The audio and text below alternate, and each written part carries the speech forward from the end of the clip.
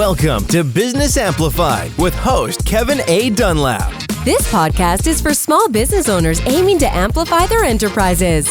Explore strategies to play a bigger game by becoming an author, public speaker, podcast host, or expanding your brand in other ways. Elevate your business on Business Amplified.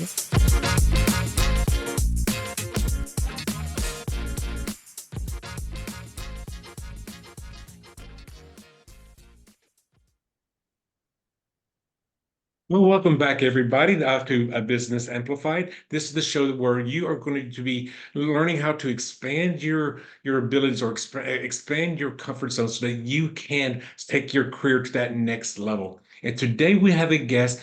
Oddly enough, he lives in the same town that I live in. I'm currently in Raleigh, North Carolina, and so is he. I've been in Raleigh about 2 years, and I think I actually met him close to close to when I first got started here. And so today we'll have a guy by the name of Kyle Perkins, and Kyle's going to tell you about what he does as well as how you can grow your business as well. So Kyle, welcome to the show. Thank you, Kevin. Glad to be here.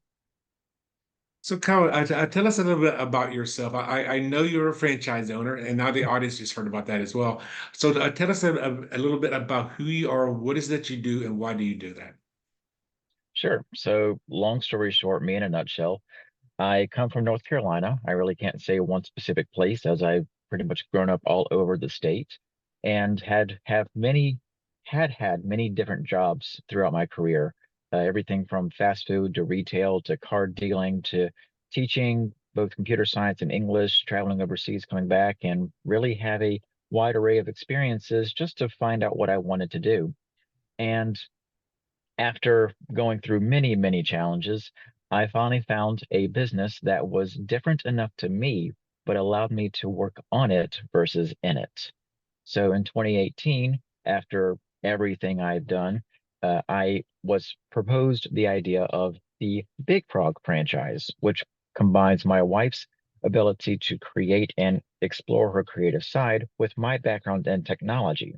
Now, I thought that back when I had a technology business, I could do everything, but because I did everything, I literally did everything and never had a chance to actually grow the business. So going into t-shirts was never really something I planned on, but honestly, I'm very proud that I did because I didn't know much about the garment decorating industry or services or anything else.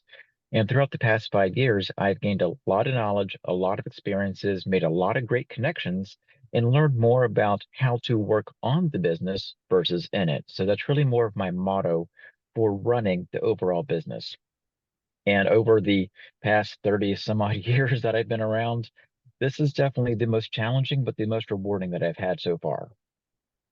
Okay. Well, that's a good thing that you say that because a lot of small business owners and I feel they have to do everything themselves. So they do work in that business day to day. They're doing the daily grind, and they just don't realize that that is not the way you grow a business. The only way you can grow a business is to be able to step back and start working on it, and while your employees or your virtual assistants are going to be the ones working in your business, and you're becoming the person that's above in charge of all that. Now, are there any books? Because there's a couple of books that I would recommend, but are there any books that you would recommend as far as a small business owner should be consuming or reading? Oh, there are plenty. I have a giant laundry list of books that I've either read or want to read. The cornerstone of my library is definitely the E-Myth Revisited. And that is where the phrase work on your business, not in your business really came from. Beyond that, definitely Who Moved My Cheese. I like Radical Leap. Anything by Joe Navarro, of course, is pretty good overall. And there are plenty of resources out there to help out. Those are just a few that are off the top of my head. I would just strongly agree with you. I think his name is Gerber that wrote E-Myth Mhm. Revisited. Most people just call it E-Myth. They don't see that little revisit because that is technically the second edition.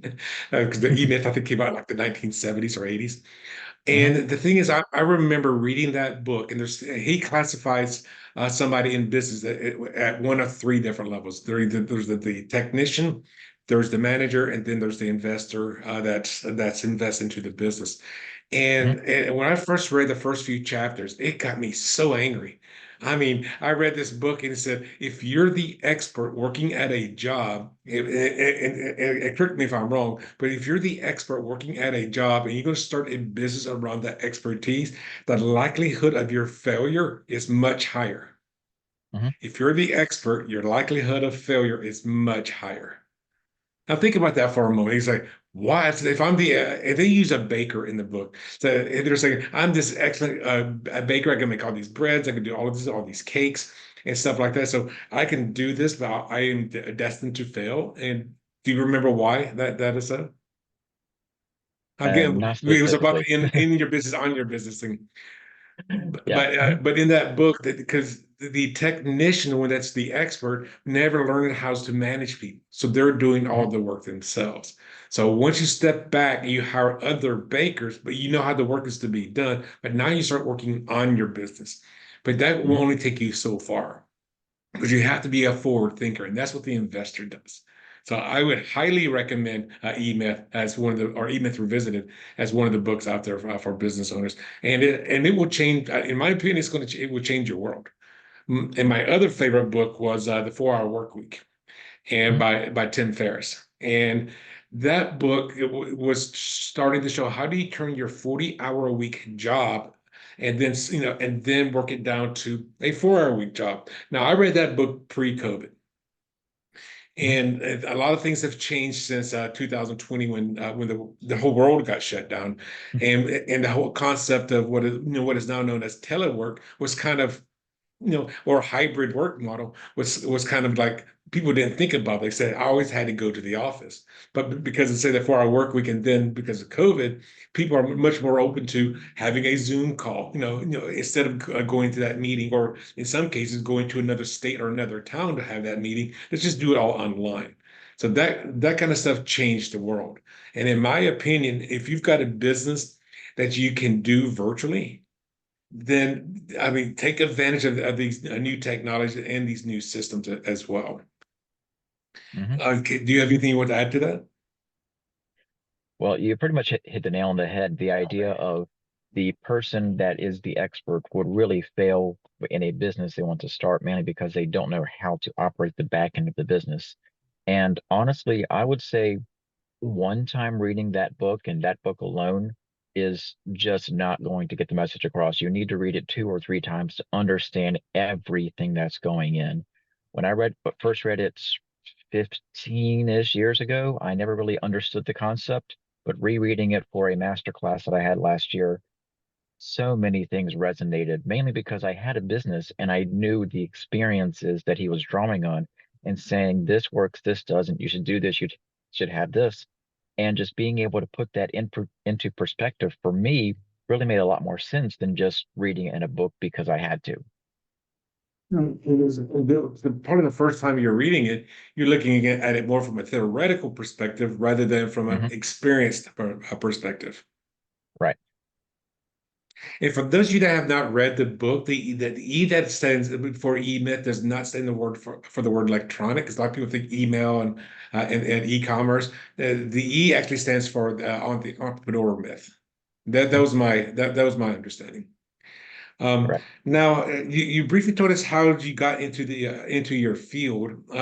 What do you think has motivated you so far since you've gone into printing T-shirt type businesses?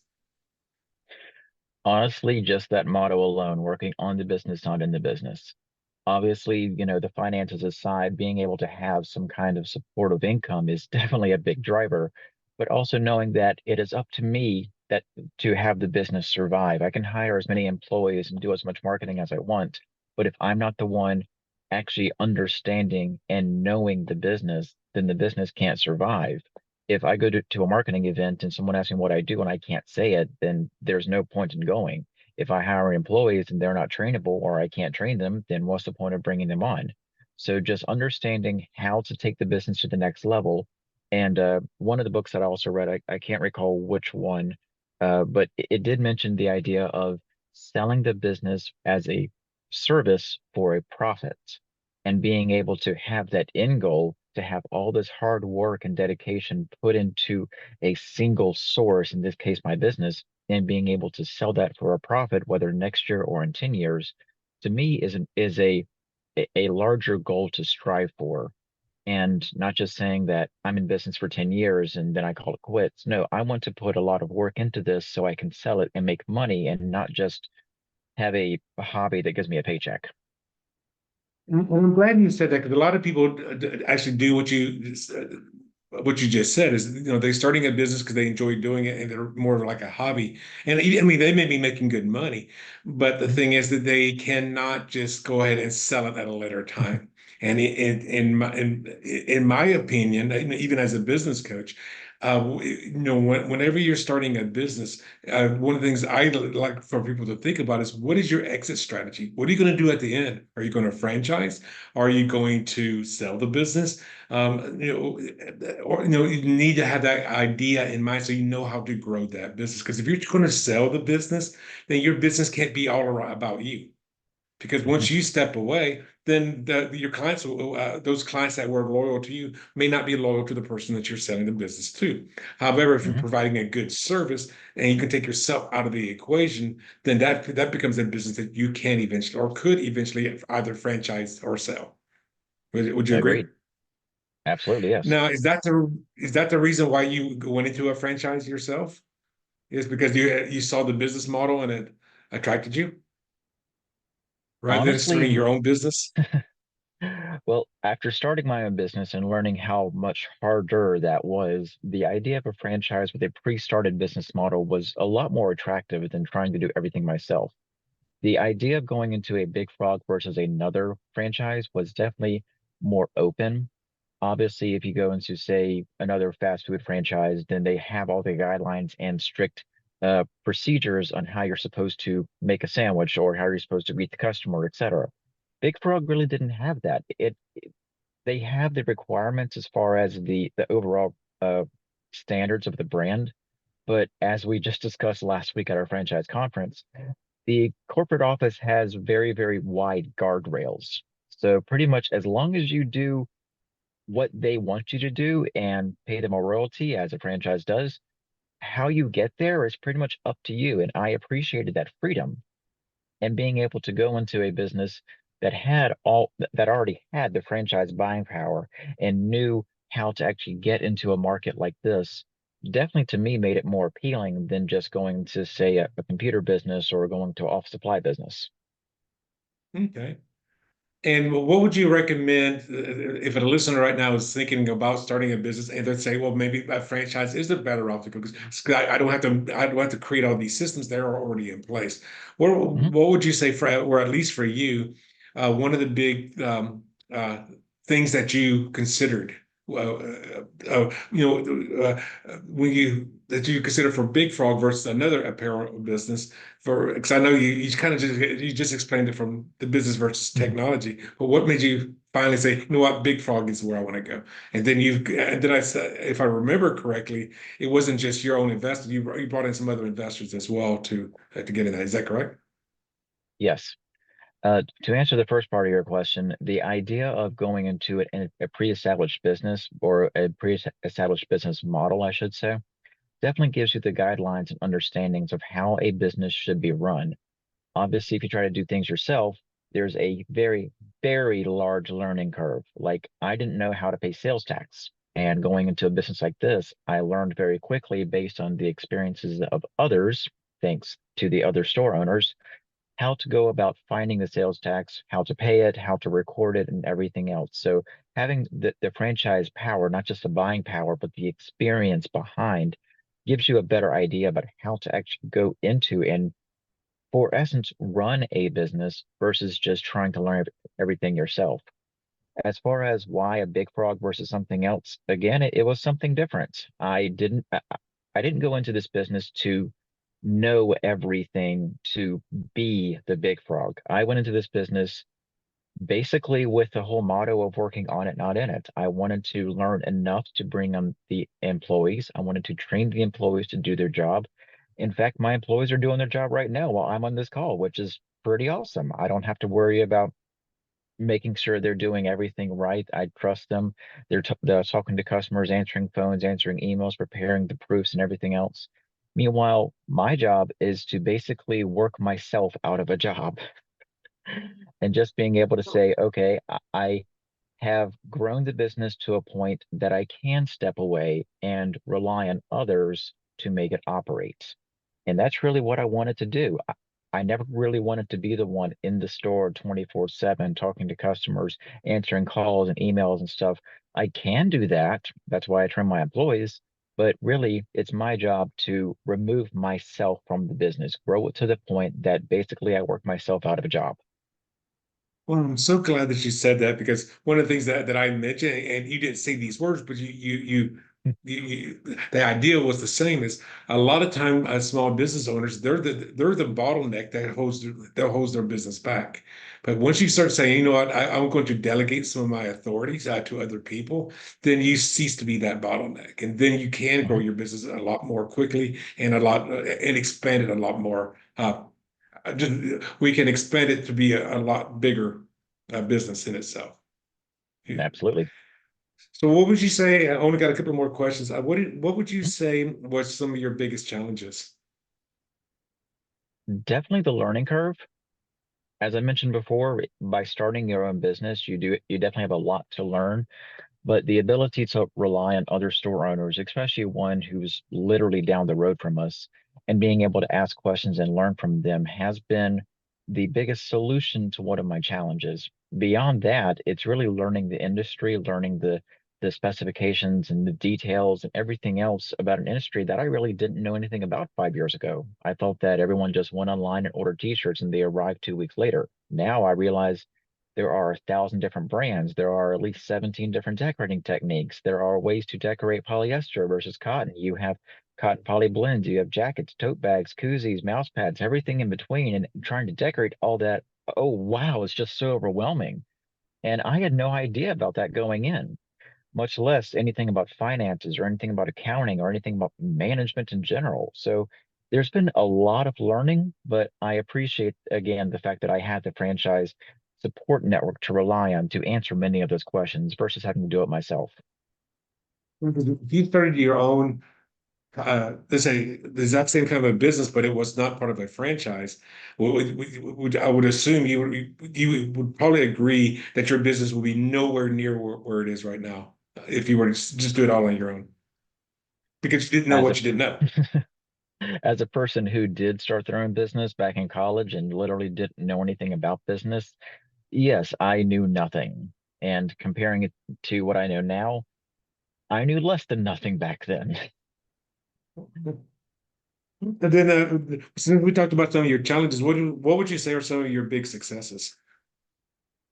Oh, where to start? For one, uh, right after COVID, like literally the year after COVID, my store did an 85% jump in sales, and the franchise recognized us as one of the best stores with a literal new award called the Leapfrog. And that was actually a pretty cool award for me.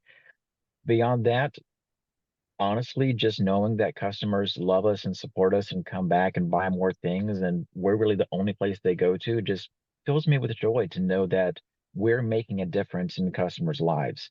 Yeah, you'll get that bad customer every so often, rotten apple in a bunch, but 99% of the time we have customers that love us, that come to us, that only use us for certain things. And beyond that, just knowing that they only use us. They don't consider any other competitors. They only use us. And being able to have that feeling of loyalty from them is a bit of pride for me.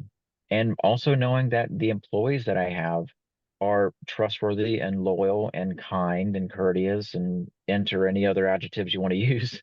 But Mhm. I couldn't have the business without them. I couldn't do what I do without them. I appreciate that they're willing to put in the support and effort to get me to the next level, get the business to the next level. But if I didn't have them, I don't know what I'd be doing right now. So Wow. that's just the tip of the iceberg for successes.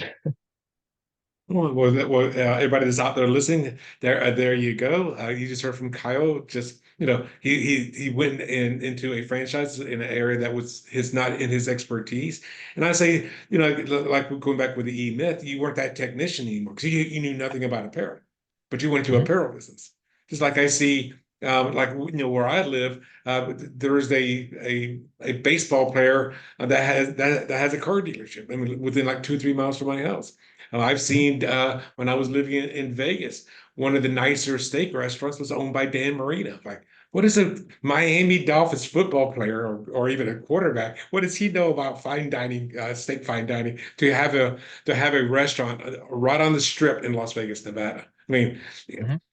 the thing is, I feel like if you're going to want to start a business, a franchise, or whatever, that you don't necessarily has to be in your field of expertise. It might be best Mhm. to go in a completely different way because you're learning along the way. And like with people like Kyle, well, since he went into that franchise, he already had a business model that was somewhat successful that was there to support him. And then, of course, you've got your, I don't want to call it your competitors, but the other franchise owners are there to help you as well. Just like, I mean, and Mhm. I'm sure it's reciprocal. I'm sure they come to you for stuff and you go to them for stuff. So this is a nice, what do you call that? Symbiotic relationship. Yeah. And to also add to that, one thing I've learned is that my competitors really aren't my competitors. While they do go after the same customers as I do in the same field, a lot of us learn from each other. Some competitors may offer services that I don't, and I can go to them with services or ideas or customers or vice versa, and just have that whole, as you mentioned, symbiotic relationship between all of us. Some competitors just want to see me fail. Many others want to see me succeed with them, and I appreciate that. So, along with the franchise and the local competitors, I have a great market. I'm going to beg to say, yes, these people could be your competitors. However, there's another word that I think you should, that some people should be using. I'm not going to say I'm not going to should on you, so I'm not going to say you should be doing this. But I remember when I was running a real estate consultation business in Las Vegas, and my specialty was very, very specific. It was to connect owner investors with a lease option tenant buyer, and I did that for 8 years before I got my real estate license. About 3 years into doing it, I found another guy doing exactly the same thing I was doing. Exactly. No, where was why would there be even somebody else in the same state doing it, much less the same city? And what we ended up doing is like, hey, we're direct competition to each other. So let's go have a beer. Let's go and talk. And that after a couple of beers, we decided we're not going to be competitors anymore.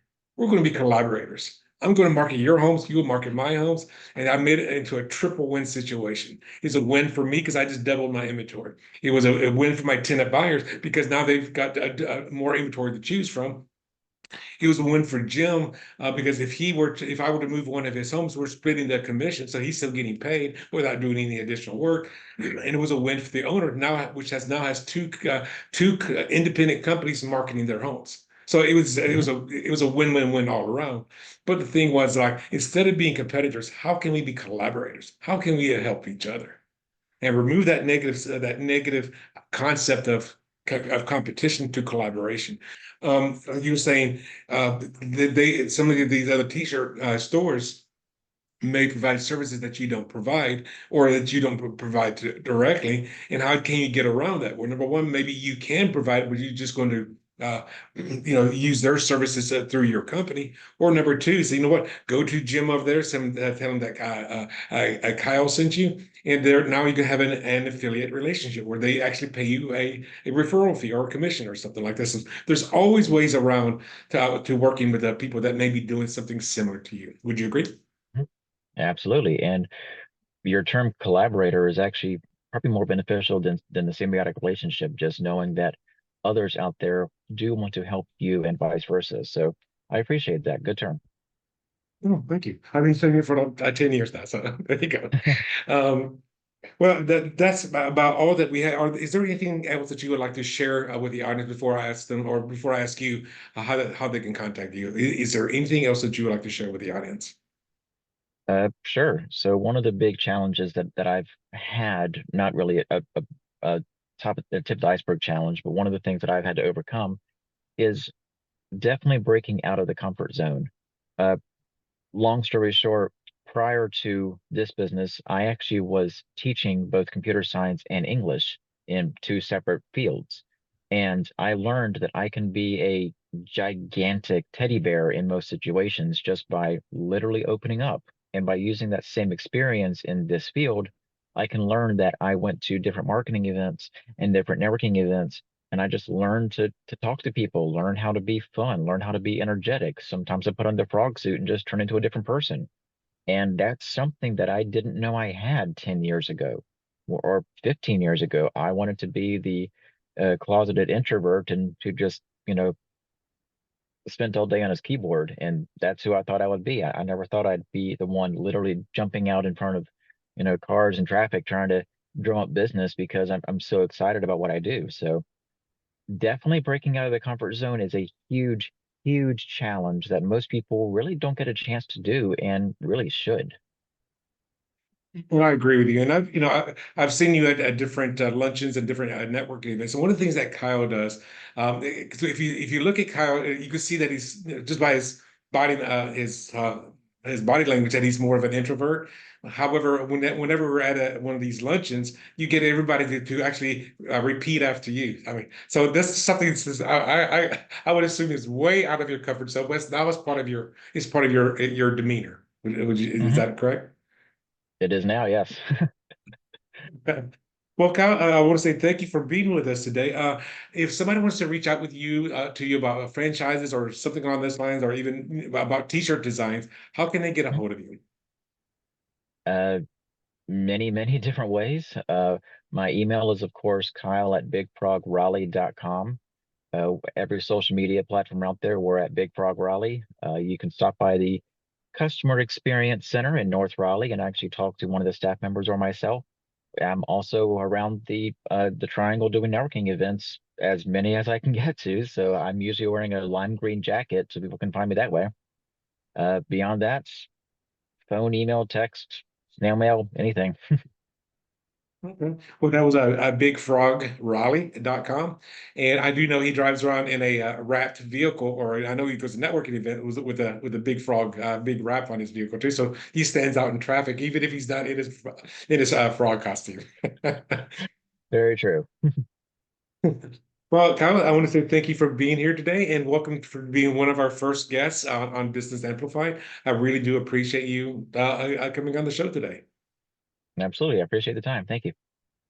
My pleasure. Well, everybody, that's it for Business Amplified. If you know someone or if you are yourself maybe interested in being on the show, just go ahead and contact us at www.optimalperformanceacademy/pre-interview. And that will be for a 15-minute interview so we can see if you're a good fit for the show. And Kyle, and you can reach Kyle again at bigfrograleigh.com as well. Kyle, thank you very much. And if for all these people that are out there, until next time, be amazing. Thank you, Kevin. Have a great one.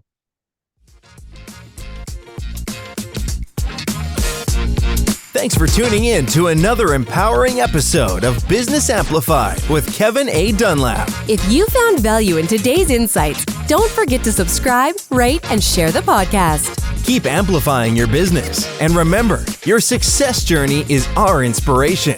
Until next time on Business Amplified, go out there and make your business thrive.